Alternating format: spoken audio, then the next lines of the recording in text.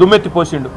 ఇలా అదే రేవంత్ రెడ్డి గారు కాంగ్రెస్ అంటేనే కరెంటు, కాంగ్రెస్ అంటేనే ఉచిత విద్యుత్తు అని డైలాగులు కొడితే నేను నిన్ననే చెప్పిన, ఆ జులై సినిమాలో బ్రహ్మానందం లాగా రేవంత్ రెడ్డికి తొందరగా దొరికిపోతాడు. ఏది చెప్పినా ఆ గతంలో ఆయన మాటలే ఉంటాయి, మనం కొత్తగా చెప్పేది కూడా ఏం లేదు. వెంటనే 5 సెకండ్లో దొరికిపోతాడు. అదే ఆయన స్పెషాలిటీ. 9.5 ఏళ్లలో టీఆర్ఎస్ ప్రభుత్వ హయాంలో కేవలం 2,80,000 కోట్లు అప్పు చేశారని మీరు చాలా సందర్భాల్లో నేను చెప్పడం కాదు తమ్ముడు, కేంద్ర ప్రభుత్వం చెప్పింది, రిజర్వ్ బ్యాంక్ చెప్తున్నది, కాగ్ చెప్తుంది. నేను అనేది ఏమంటే కాగ్ చెప్పింది నమ్ముదామా, కాంగ్రెస్ వల్ల కాకి లెక్కలు నమ్ముదామా? కాగ్ లెక్కలు బెటరా, కాకి లెక్కలు బెటరా?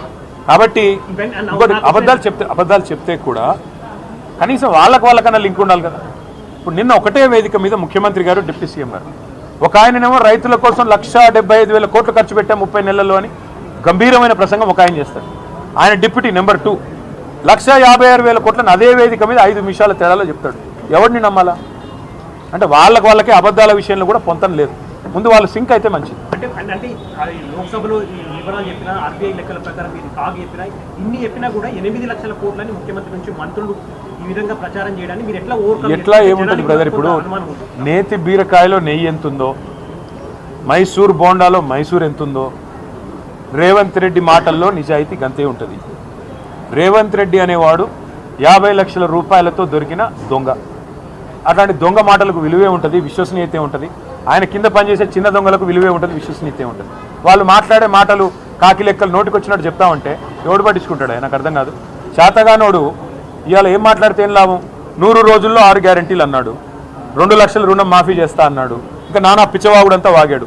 ఒక్కటన్నా చేశాడా? ఇవాళ ప్రజలు అదే అడుగుతున్నారు. ఏ పని చేయకుండా నువ్వెందుకు ఎక్కువ మాట్లాడతావు? నాకు అర్థం కాదు. నిజంగా నీ దగ్గర లెక్కలుంటే పెట్టు. ఇవాళ ఇక్కడికి రావడానికి భయం ఏంటి? జూపల్లి కృష్ణారావు నువ్వే కదా చెప్పినావు, నేను వస్తా 11 గంటలకని. ఎవడు కొట్టమన్నాడు? తొడగొట్టి సవాల్ చేయమన్నాడు.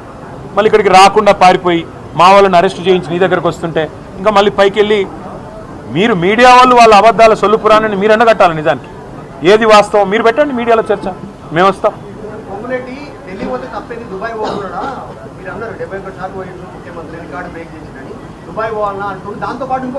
72 సార్లు పోవడం అంటే నేను అన్నది ఎందుకు?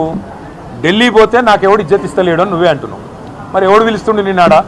72 సార్లు పోయి నువ్వు పీకింది ఏంది? 72 పైసలు తెచ్చినావా అని నేను అడిగిన.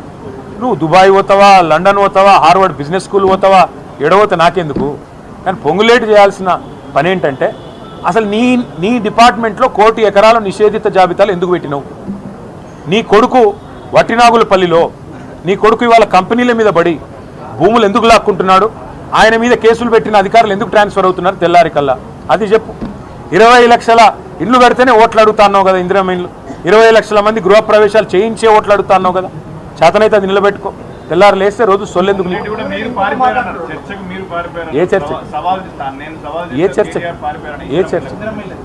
చెప్తున్నాను కదా, మేము హైదరాబాద్లో 1,00,000 ఇల్లు కట్టాం, డబల్ బెడ్రూమ్ ఇల్లు మేము 1,00,000 ఇల్లు కట్టాం. పొంగులేటి శ్రీనివాసరెడ్డి 101 ఇల్లు కడితే, ఈరోజు చెప్తా ఉన్నా, 101 ఇల్లు హైదరాబాద్లో కనుక పొంగులేటి శ్రీనివాసరెడ్డి కడితే దేనికంటే దానికి నేను సిద్ధం. రెండవది 20 లక్షల ఇల్లు కట్టినాకనే ఓట్లు అడుగుతాను పొంగులేటి శ్రీనివాసరెడ్డి చెప్పాడు. కావాలంటే మీడియా మీకు మీ అందరికి కూడా వీడియో నేను పంపిస్తా. ఆయన మరి సవాల్ సిద్ధంగా ఉన్నాడు చెప్పమని.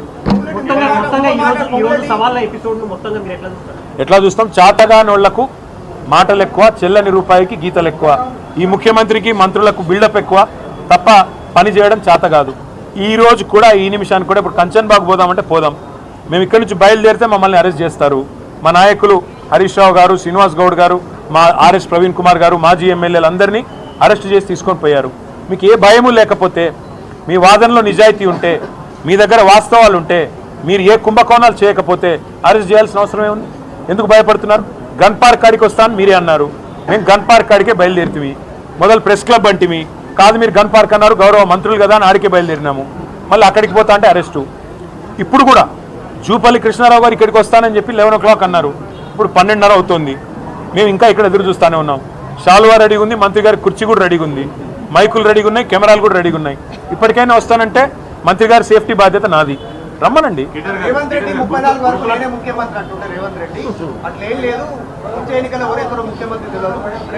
వచ్చే ఎన్నికల్లో ముఖ్యమంత్రి కేసీఆర్ గారు అవుతారు, రాసి పెట్టుకోండి.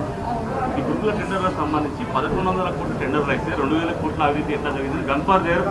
గన్ పార్క్ దగ్గర అదే సోదరా, మా వాళ్ళని అరెస్ట్ చేయకుండా ఆడికి వస్తే అన్నీ తెలుస్తాయి కదా.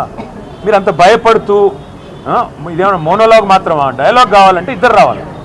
నేను ఒక ఏకపాత్రాభినయం చేస్తా ముగ్గురం కూర్చుని అంటే మరి మీ పోలీసు వాళ్ళకి చెప్పండి, కంచన్ బాగ్లో ఉండే మా నాయకులను వదిలిపెట్టమనండి, అందరూ స్ట్రైట్గా గన్ పార్క్ వస్తాం, మీకు నిజాం క్లబ్లో భోజనం మేమే అరేంజ్ చేస్తాం, బ్రహ్మాండంగా మీకు మీడియాకు అందరికి అరేంజ్ చేస్తాం, మా ఖర్చులతో మంత్రులకు కూడా బోవ పెడతాం, కావాలంటే 5 రూపాయల అన్నపూర్ణ క్యాంటీన్ ఉంది కదా, అక్కడ అందరం కలిసి తిందాం, గన్ పార్క్లో మాట్లాడుకుందాం. సవాళ్ళు ప్రతి సవాళ్ళు నడుస్తున్నాయి, ఇదంతా నడుస్తుంది.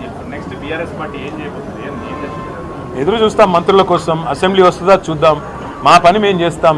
ప్రజాపాలన అంటున్నారు కదా, ఈ ప్రజాపాలనలో జరుగుతున్న అవినీతి, ఈ ప్రజాపాలనలో మీరు చేస్తున్న వింత